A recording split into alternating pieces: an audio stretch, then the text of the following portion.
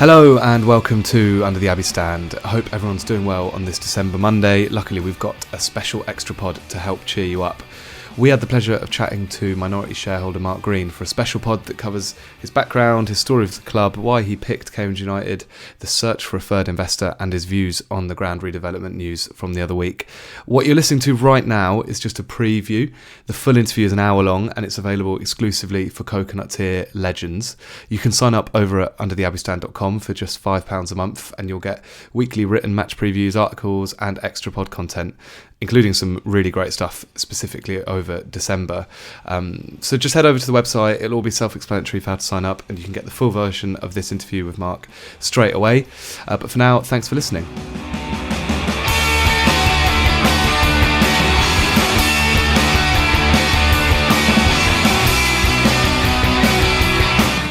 And then when did you first come over to Cambridge to a game? What was your first game that you attended in person? Because I imagine this is right around COVID, right?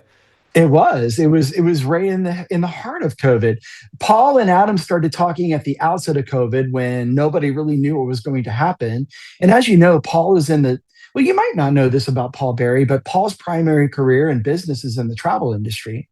So it was very uncertain times in pretty much for everybody in every walk of life, but particularly for Paul in the travel industry, nobody knew what was going to happen. And it was definitely going to be a stressful and lean few years coming up.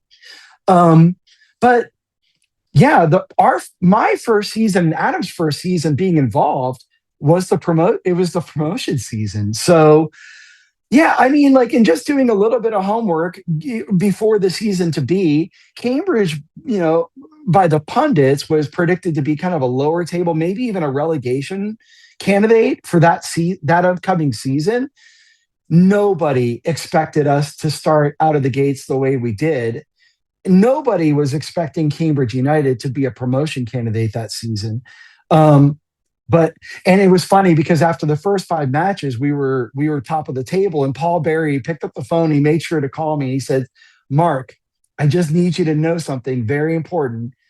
It's not always going to be like this." So those were poignant words by Paul. He just wanted to set my expectations properly because as far as I knew, like we were going up, right? Like we looked amazing.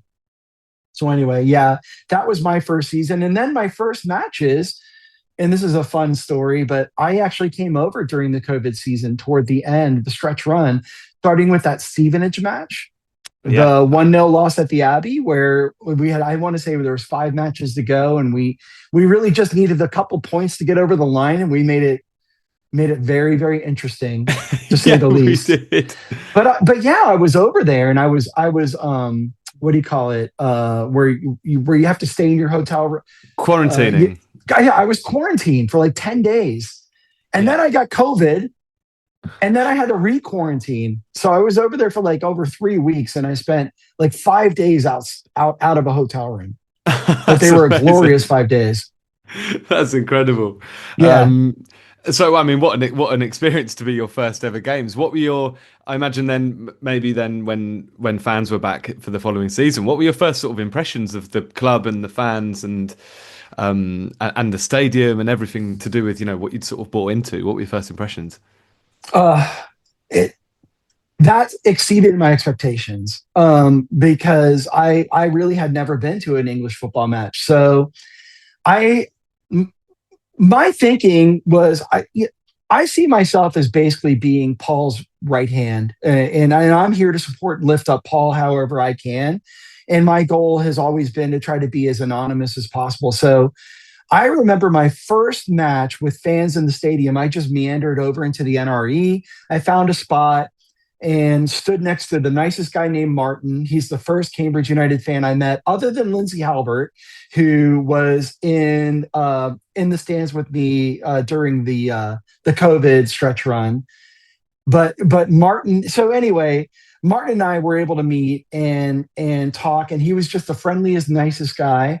And I just started to realize how much people love their club. I mean, I already knew this from the Sunderland story, right? But seeing that even at our level, at the League Two, Cambridge United level, that we have a core of really passionate, devoted, loving fans. And and and Martin didn't know that I was one of the owners of the club, and I didn't tell him I was one of the owners of the club. But I've just tried to soak up the experience as much as possible, just like you would and the UTAS guys would as a fan, because deep down, that's really all I am.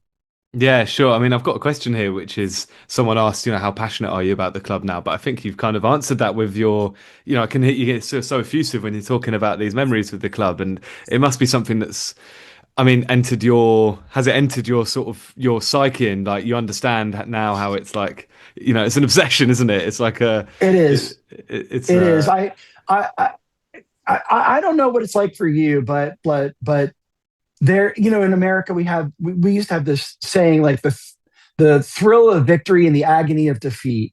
And I don't feel like you're really a fan of anything unless you feel the elation when you win or the pain when you don't. And it isn't always about winning and losing, by the way, but that's kind of how I define, like, whether you're really if it's in your blood.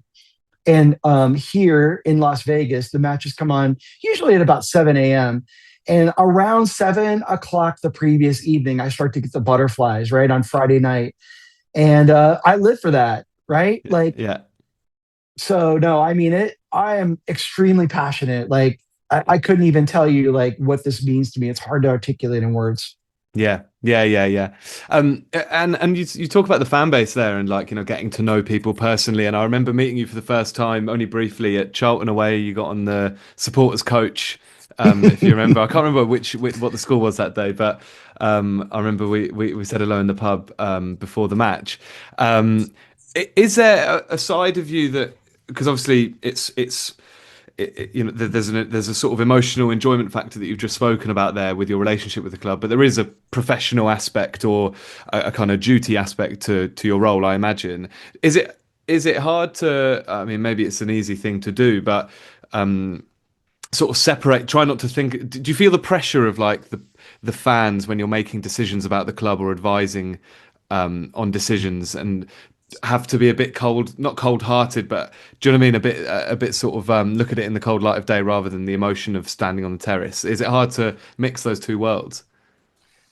I don't feel any pressure from the fans, and I think a lot of that has just come from the warmth and the welcomes and the love that I've received since I've been involved, and the gratitude. And it seems like people in Cambridge really appreciate Paul Barry and what he has done for the club. He's been the savior of the club many, many, many times, I think, over the course of the last couple decades. So fortunately for me, I don't really feel like that burden or negativity that a lot of owners might feel. But what I do feel is, it's very simple. Like, I view myself as just being a steward of the club.